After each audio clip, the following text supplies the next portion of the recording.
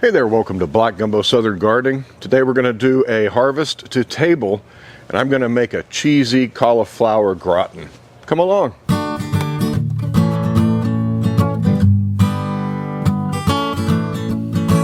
Well, spring has really given a boost to my garden. I need to harvest some things here. Turnips are coming up, the weeds in the lawn are coming up. Need to get out and cut the grass. Keep saying that, not doing it. We're going to harvest this cauliflower. Look at this. My cauliflower is ready. At least these two right here. They are ready. These plants are Durgesh variety, and I grew them from seed. And the plant is done. Whether or not it will put on another floret or not, doesn't matter to me. I need this space for my spring gardening. So we're just going to take all this greenery off so we can see what we're doing down here and harvest this floret, this head. All right, we'll just cut it off right there. Look at that. Let's see here. Weed as you go. Got some weeds down here. All right.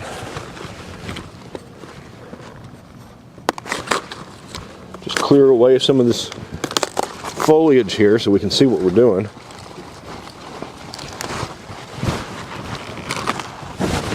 This will all go to the compost pile. Some people eat that. The cauliflower greens, I don't. Goes to compost.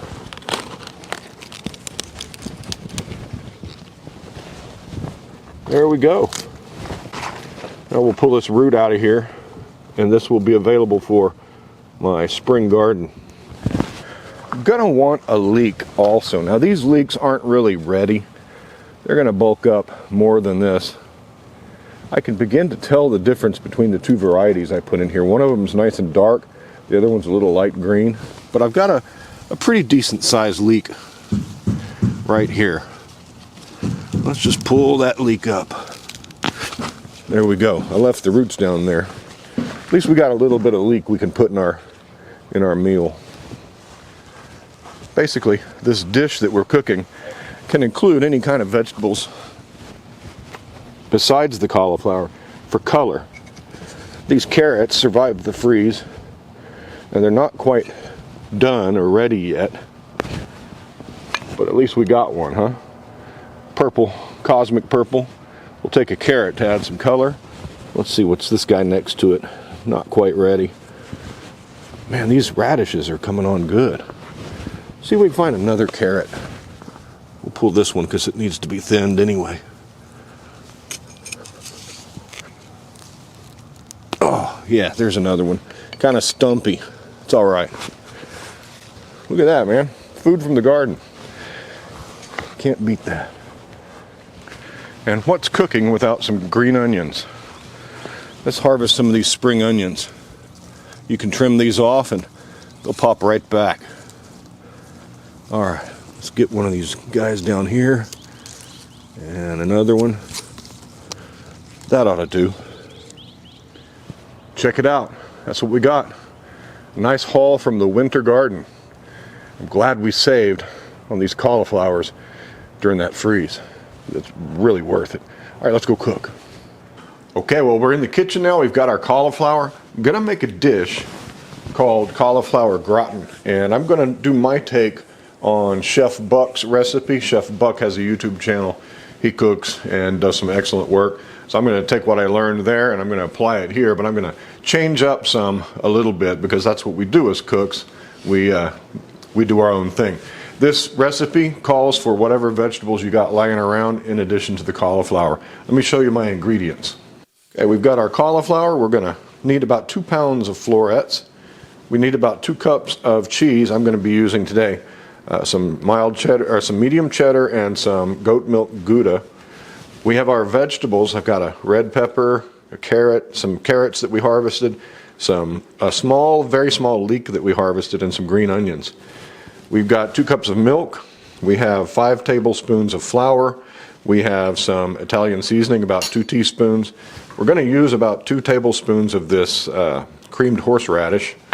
And then over here, I've got 5 tablespoons of butter. So that's pretty much all we need. Let's get cooking.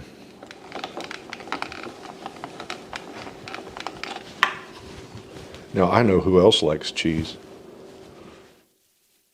Our employee of the month gets a little bit of a reward.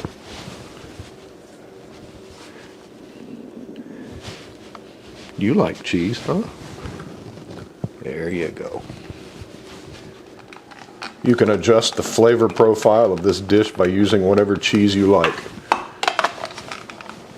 I like these cheeses. This is a goat Gouda. All right, let's get some water on in a steamer and get our cauliflower parted up and washed, and we'll be on our way. I'm going to put about 1 inch of water in the bottom of my pot. This is a pasta pot that I use for steaming vegetables. And when our cauliflower is ready to go in, we'll put it in this straining basket, drop it right down in there, and we'll steam this for a few minutes to get it soft. All right, let's get our cauliflower ready. I'm going to start just by cutting these florets off. We're going to look for any bugs, dirt like that. After all, this is straight from the garden. And we'll break these up into bite-sized pieces. You can make them as big or as small as you like. But you can see there's all kinds of dirt and stuff in here. We got to wash these pretty good. There's a little bit of bug damage right there. Compost. But I find it's easier to wash cauliflower once you've got it parted up. We'll just put it over here in our colander until we've got the requisite number of pounds. This is a good way when you harvest your own food. This is the time to inspect for bugs and critters. We're eating real food here, folks. Yeah, there's a lot of dirt in here. It just washes off. Now, wash your cauliflower in small batches so you can make sure you get all that stuff out of there.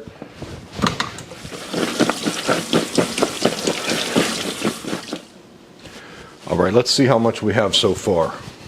I have zeroed out the scale to account for the weight of the colander, and we have just over 1 pound. So let's see, 17.85 ounces, just over 1 pound. We're gonna need the other head. Okay, we got our second head all cut up, and it's just right. It will bring us to 2 pounds total, and that's what we're gonna use for our dish. Let's go steam it. We want to steam this for just about 2 or 3 minutes. We just want to take off some of the crisp. It's going to cook in the oven at 350 for until about half an hour. So we'll let that steam for a few minutes, get it nice and soft. And now we're going to make our cheesy, wonderful sauce. Okay, let's cut up about a cup's worth of vegetables to add color to our dish. I don't peel my carrots because the skin has lots and lots of nutrition. So we washed it really well, and I'm just going to chop these carrots up.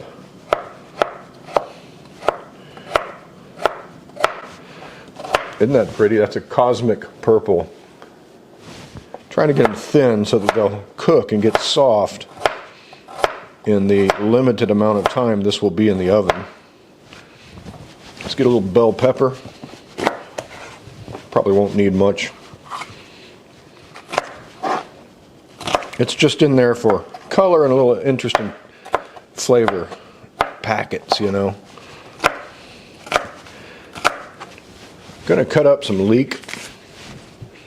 Leeks are always filthy dirty inside, and there's not going to be much of this leek to use. You can see that leek's dirty because I harvested this leek very young, and that's all we're going to get.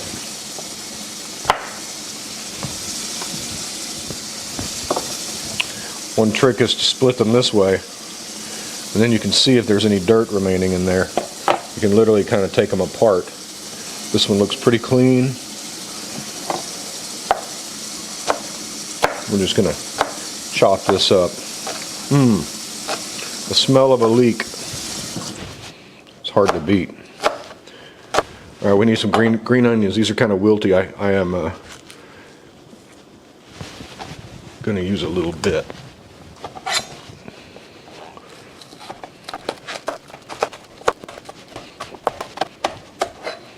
That's good. That's about a cup of vegetables, maybe a little more. Let's get our cauliflower off the stove. That's what we're looking for. Took the edge off.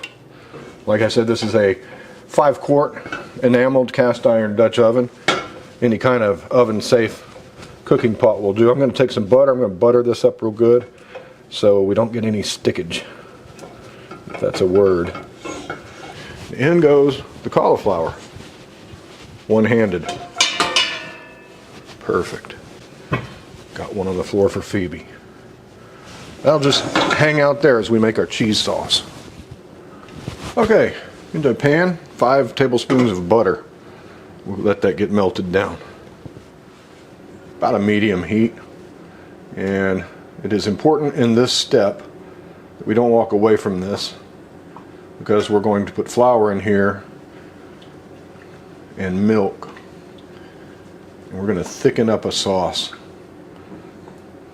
Essentially, we're almost making a blonde roux, but we're not going that far with it. While I'm waiting on the butter to melt, I'm going to add my veggies. We're just going to sprinkle these around on top. Preheat your oven to 350.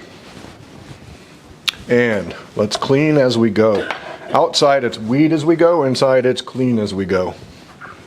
Alright, butter's melted. We're going to start with about, well, let's just do it all.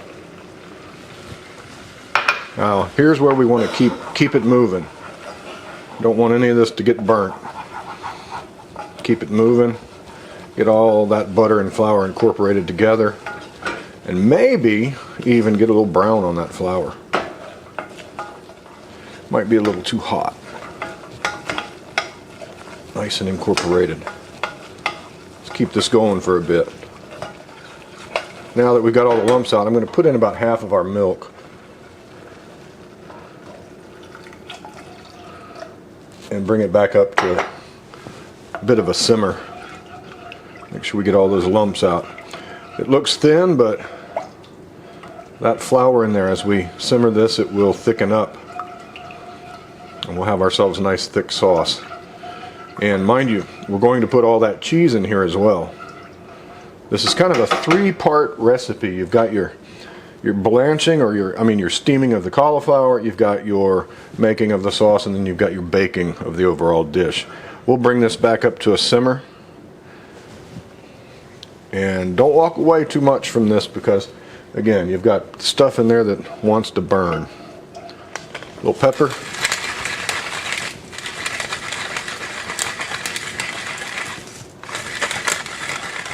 Don't forget a little salt.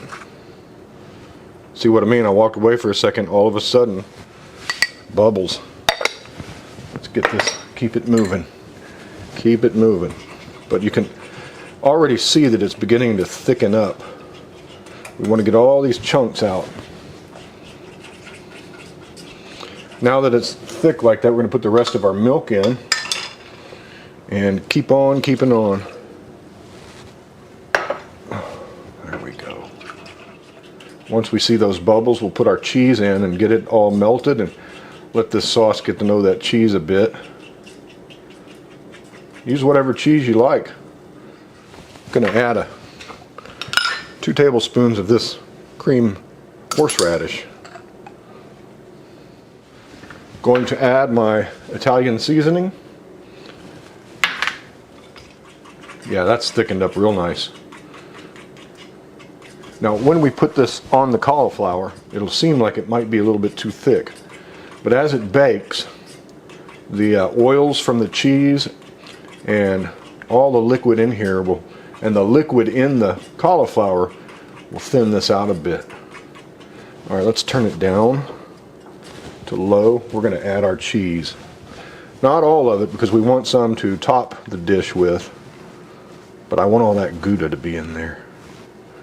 We'll top it. Well, we'll top it with about that much. This is the real fun, huh? How can you go wrong with a cheesy dish? Let's get that all melted in there. All right. All right.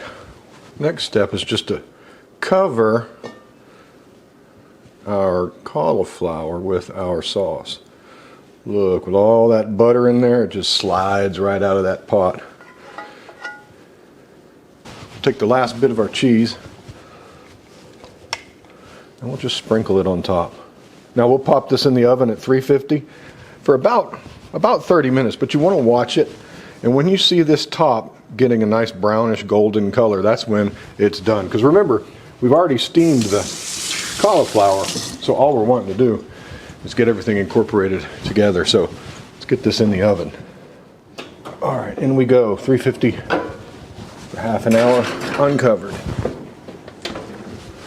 Okay, it's been 30 minutes. The timer went off. Let's take a look.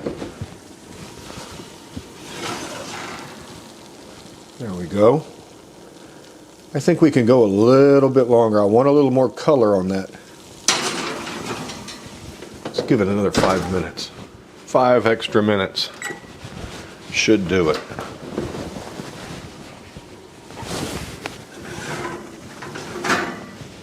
Now that's hotter than Satan's you know what, but we're going to dig in and plate some up. And there's that liquid down in the bottom that I was telling you about that would come out of there. Make sure I get some of this. Put it in this broad bowl. A broad bowl helps your food cool off a little bit quicker. Doesn't smell particularly strong. The carrots should have been steamed with the broccoli. They're a little crunchy. The peppers, they softened up a bit. They're still a little crunchy. But that's kind of what I like about a dish like this, is different textures. And that's why they're there. But like I said, this is very, very hot. Here we go.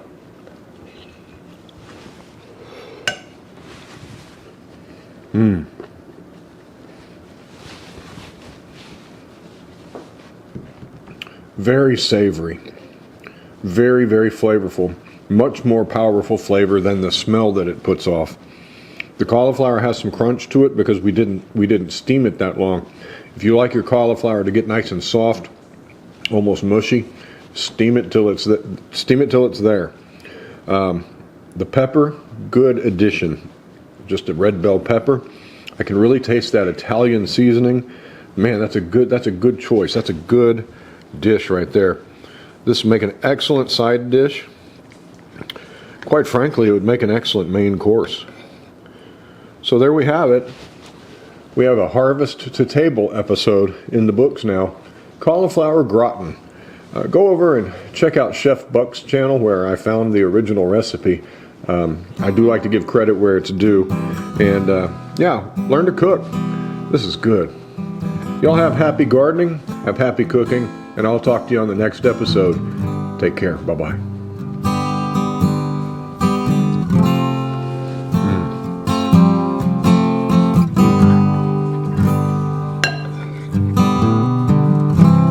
This is really, really good.